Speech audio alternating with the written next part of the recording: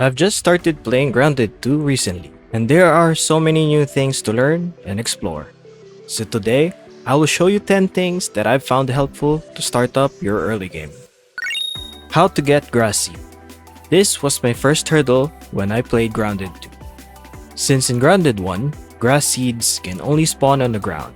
So I went and looked around trying to find seeds on the floor, and it took me ages to figure this out. Grass seeds can be obtained by looking for these types of grass, with seeds on top. Cut them and you should be able to get the seeds. This is really crucial to unlock your first Omni Shovel.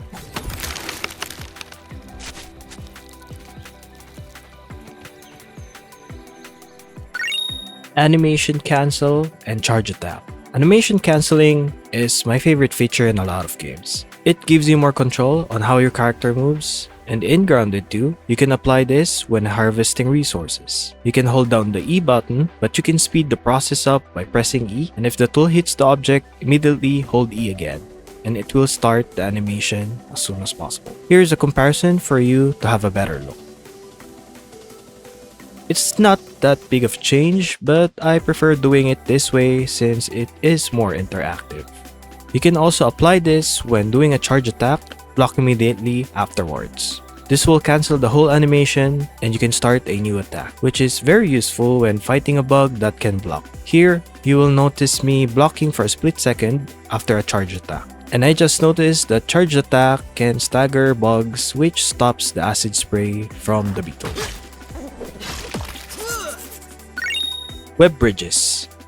Web bridges in the early game are not ideal to pass through, but if you have dual wields, they are a free pass. You can use charge attack to launch you forward, and this will not be slowed down by the web. You can also walk on the side of the bridge, which is a faster way, but riskier. Acorn locations. Acorns are essential early game materials, especially for building better storages that lets you skip using the clover storages. Acorns are also used for the acorn armor, which is a good tanky armor, spinning wheel for the silk rope, and for the hatchery to get your first buggy. There's one main area where you can get clumps of acorn, which is the oak tree south of the starting area. If you are feeling confident, you can go here as soon as possible and get acorns, kill cockroaches, or weavers and scorpions that spawns here, which all are essential on unlocking your tier 2 axe and hammer. Red Ant Club. The Red Ant Club is my favorite early game weapon in both Grounded 1 and 2, since it has a really good base damage, and few early game bugs are resistant to smashing. Red Ant soldiers can be found on the South Ant Hill, which is a great spot to farm them for the club. Plus, the club is a tier 2 weapon, which makes it more powerful than before. Just look at the damage with it. Mighty Claw. If you are considering what slashing weapon to use, don't use the Mighty Claws. I find them really bad. The animation and range of it is so bad that I'd rather use my own fist to fight the bugs. Although, these both are tier 1 weapons. The Crimson Saber is a much better choice for me.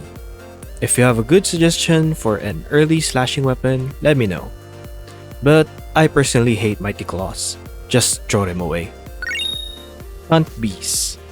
Bee fuzz are used to make certain bug trophies, the bee armor for bow build, and the fuzzy armor that gives you chilling resistance.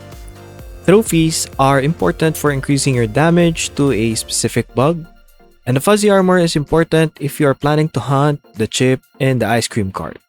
But hunting bees are kind of difficult. They are mostly flying around and no clumps of them you can farm, unlike in Grounded 1's picnic table. So having a bow with you at all times can let you snipe one and get their attention whenever you see one. Having more is better than having less. Reliable Friend. The Reliable Friend mutation can increase your revive speed, and with buggies in the game, this also applies when you are reviving your buggies, when they get knocked down. And if you are playing on multiplayer, and more so in WoW difficulty, this mutation is a must. The best way I found to level this up is to revive your buggy. In normal mode, you can just constantly fight bugs and let your buggy get knocked down and revive it. But in WoW mode, where friendly fire is enabled, you can knock your own buggy and help them up. Do this over and over again and you will have your mutation on max level in no time. I'm webbed. Instant heal for your buggy. In the early game, your buggy can be a great tank for you, but they are constantly on low HP so they get knocked down quickly on each fight. Don't spend time waiting for them to regenerate, or don't even use sap bandages to heal them. You can actually just send them back home and call them back, and magically, they will have full HP again. This helps you save time and resources in the long run. Buggy Plank Pallet. Ant buggies can actually function like a plank pallet where you can build grass walls or foundations as long as they are carrying a grass plank. This is very useful if you like exploring and building camps without making the actual plank pallet itself. And that's it for my early game tips. This is what I've found out so far and I'm really having a blast exploring the game. If you have more tips and tricks for me, just let me know in the comments. I would really appreciate that. And don't forget to subscribe and leave a like to see more of these videos. With all that said, I will see you in the next one. See ya!